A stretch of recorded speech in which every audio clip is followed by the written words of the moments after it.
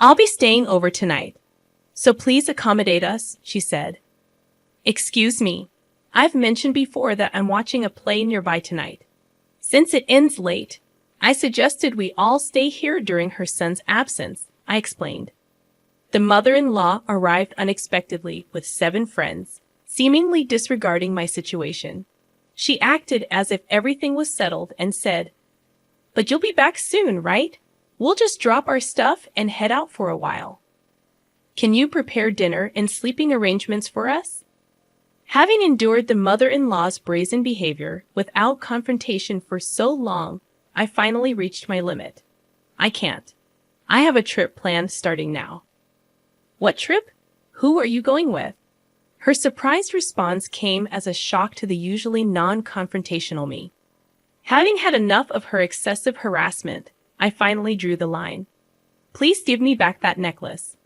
It was time for the mother-in-law to face the consequences of her actions. I introduced myself as Michelle Gorman, a 30-year-old housewife.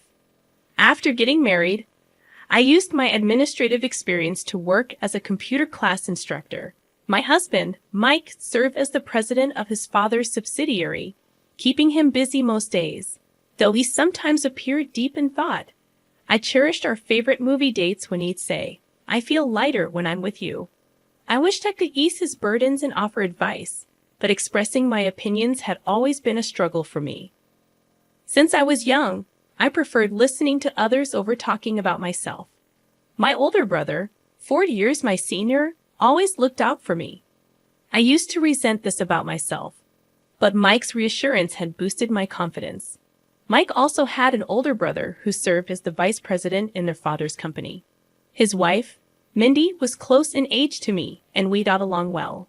She was a career-driven woman, both reliable and kind. I admired how she stood her ground and expressed her opinions while remaining understanding and adaptable. Witnessing her confront the mother-in-law had been truly impressive. However, since they lived far away, I regretted not being able to see them often. On the other hand, the mother-in-law behaved with the air of a company president's daughter, always confident, but her stubbornness and arrogance were evident. She often reprimanded me, overwhelming me with her pressure. "Michelle, you're the wife of Mike, the president. You should quit being a computer instructor and fully support your husband," she'd say. Mike would back me up, but she'd remain displeased. I sometimes felt relieved that we lived apart. I hoped for a peaceful life with Mike and eventually being blessed with children. However, Mike's father's sudden passing from a heart attack changed everything. It was hard for everyone to accept. Yet Mike and his brother had to think about the company's future. Mike decided to stay in New York for a while, and I returned home, anxiously waiting for his call. With added responsibilities on their shoulders, I worried about the two of them.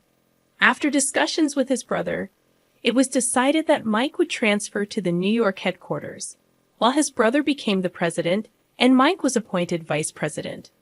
We searched for a house in New York, settling on a pre-built single-family home, even though it was a bit far from the station. It provided a sense of security and good sunlight, promising a comfortable life with Mike. As Mike had to work late due to the handover tasks, I made sure to create a comfortable environment at home for him to rest properly. I also prepared balanced lunches, wanting to do everything I could to support him. A month flew by in this manner. One evening, Mike arrived home and said, "I'm hungry. Thanks for working so late. I'll get dinner ready. Thanks, hey, Michelle. My mom mentioned she wants to come over this weekend. Is that okay?" I had been worried that she might be feeling down since my father-in-law passed away, so hearing this was a relief. Of course, we still have some areas to tidy up, but she's more than welcome.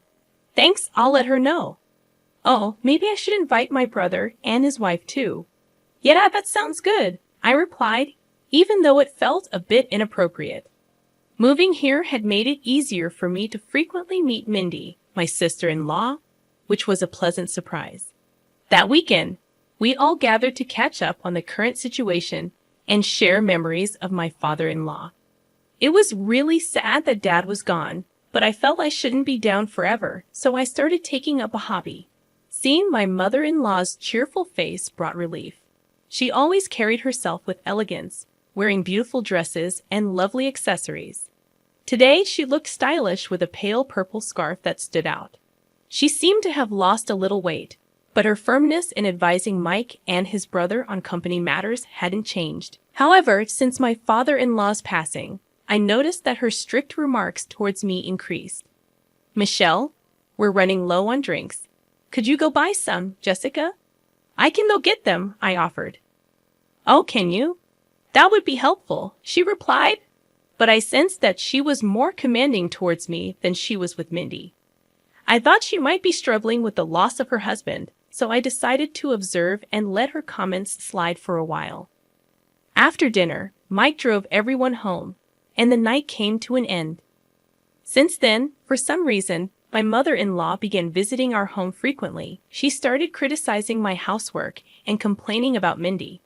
Moreover, she began going through our fridge without permission, which left me stunned.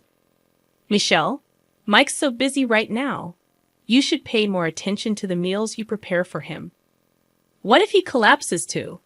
And there's still trash here. Can't you clean up perfectly?" It continued like this, and it felt as though she was picking on me just to pass the time. But when Mindy would visit, she'd quickly leave, saying she had other things to do. She claimed it wasn't because she disliked me, but I felt otherwise. Perhaps she found it easier to assert herself over me, who rarely countered, than over Mindy, who always spoke her mind. I contemplated finding a job to spend less time at home, but even after finding one, the harassment from my mother-in-law intensified. "Michelle, we ran out of barbecue sauce at our place. Get some, please. While you're out, I brought a container with me, so let me take some leftovers," she said casually. Her audacity sometimes left me dumbfounded. She could just as easily buy premium ingredients from an upscale store. Then, an incident occurred. A necklace I cherished disappeared. It was a keepsake from my mother, which I had kept safely on a shelf in my room. The only person I could think of was my mother-in-law, who frequently visited.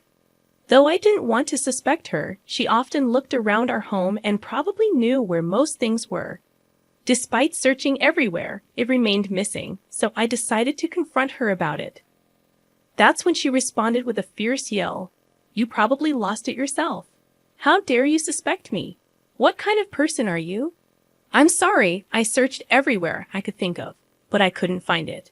It's a keepsake from my mother, and it means a lot to me." More than the anger I felt towards being accused, I was devastated about losing my mother's keepsake, and tears began to roll down. "I don't care, it's just a necklace." "Why don't you just have Mike buy you a new one?" she retorted. I realized she wouldn't understand my feelings and decided not to discuss it further. However, incidents kept occurring where money from my wallet and other items around the house would go missing. Though I kept a watchful eye on my mother-in-law's actions, I never saw her take anything. Confused and emotionally exhausted, I confided in many who asserted that my mother-in-law was definitely the prime suspect. No one else had access to our home. The realization saddened me, yet there was no concrete evidence of her theft, and I couldn't understand why she would do such a thing, especially since she continued to live a lavish lifestyle from the inheritance left by my father-in-law. Seeing my distress, Mindy made a suggestion. Little did I know at the time where this would lead. About 2 weeks after speaking to Mindy, "I'll be off then, Michelle. Just relax and enjoy your trip, okay? Be careful." Mike and his brother were going on a business trip to meet with a company from another state. Knowing about their trip, Mindy thought it was the perfect opportunity for me to take a break. "It might be a good time for us to take a break," Mindy said, inviting me on a short vacation. Recently, I have been mentally and physically drained, so the idea of a getaway was appealing. I packed early and placed my travel bag near the entrance, waiting for departure time. Suddenly, the doorbell rang. Wondering who it could be, I checked the video feed to find my mother-in-law. Not only her, but she was accompanied by several others. "Hello, Michelle. I brought some friends. Please open up," she said. Opening the front door, I found my mother-in-law and about 7 of her friends, all carrying large bags. Were they going somewhere? We're staying here tonight. Make us comfortable. Excuse me, didn't I mention it? We're seeing a play nearby tonight. And since it ends late, we're all staying here. This was news to me, and my departure time was approaching. Oh, did I inconvenience you? I heard from Jessica that you were open to having us. I hadn't heard anything of the sort, and it seemed she was making up the story as she went along. Growing increasingly frustrated, I replied firmly, I'm sorry, but I wasn't informed of this, and I have plans. To my reply, she looked taken aback. But you'll be back soon, right? We'll drop our bags and head out for a bit. Just prepare dinner and sleeping arrangements for us, she said, ignoring the fact that I had plans. I knew I couldn't let this slide. I can't. I'm going on a trip. A trip with whom? With Mindy. Oh, just with Mindy? You can go any time. We've come all this way just for today. How long are you going to make us wait? Just then, I noticed something glinting around her neck. Wait, that necklace you're wearing. To my astonishment, it was the same necklace that was a keepsake from my mother. Jessica, where did you get that necklace? Why, it's just one of my collections. Is there a problem? She answered with a smug look. That can't be right. That necklace is a limited edition, and not many are out there. While I was exchanging words with her, Mindy arrived. I was wondering why you didn't show up at our meeting place and didn't contact me, so this is what was happening.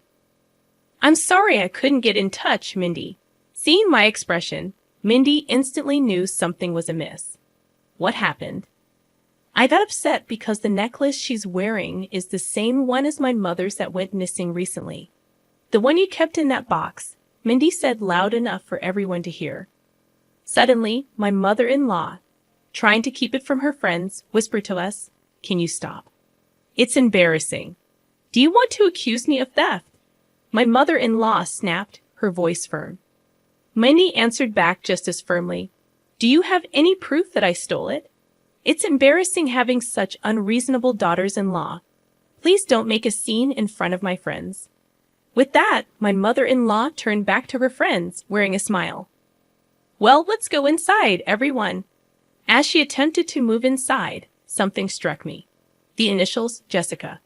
Can I have a look, please? I asked quickly. Mindy hurried behind her and checked the necklace. Enough of this. What's your mother's name? It's Kate Young. So the initials should be Kai. I pointed out the engraved initials on the necklace, confirming it was indeed my mother's keepsake. The friends looked horrified and stepped back. But my mother-in-law wasn't willing to back down. Stop this. I didn't come here for this. Let's go, everyone. We're not letting you go, Mindy said determinedly.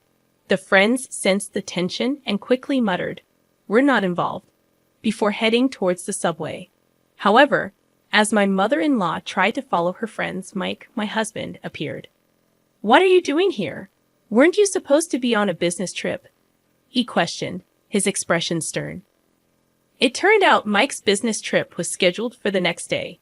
He had purposely given his mother a false date to investigate her actions. Mindy had informed Mike about the missing items from our house, and he had become suspicious. His plan was to invite friends for an overnight stay, expecting his mother to visit when she thought he wasn't home. What do you want at our house? I confronted my mother-in-law as she tried to leave. Give it back. That necklace belongs to Michelle's parents. Why do you have it, Mom? It's not what you think.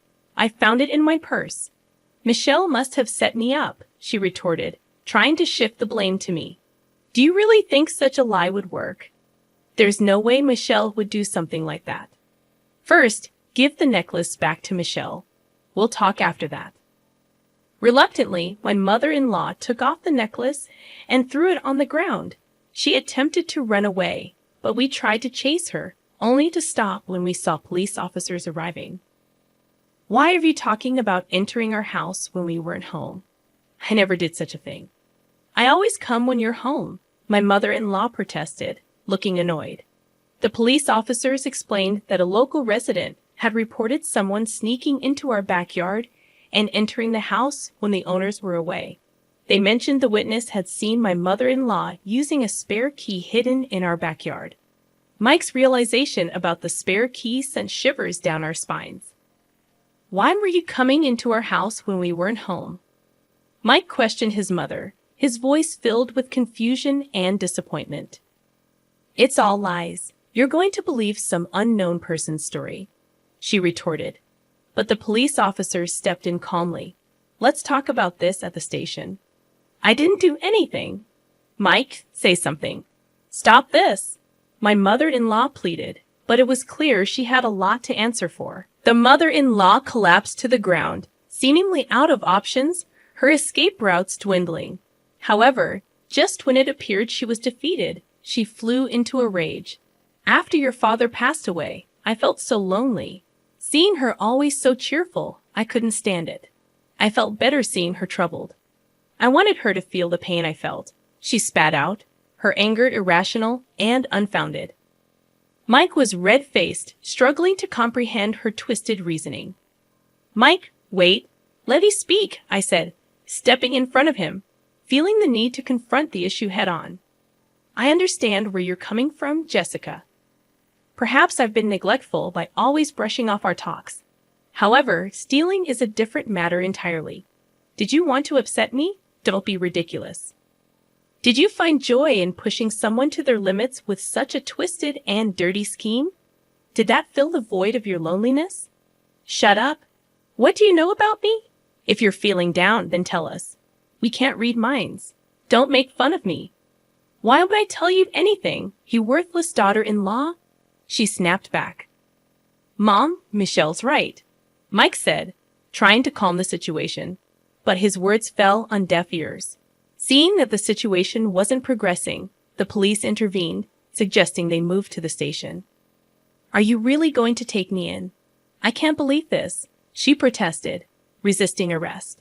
Despite her resistance, given the eyewitness accounts of her unlawful entry and suspicion of theft, the police decided to question my mother-in-law.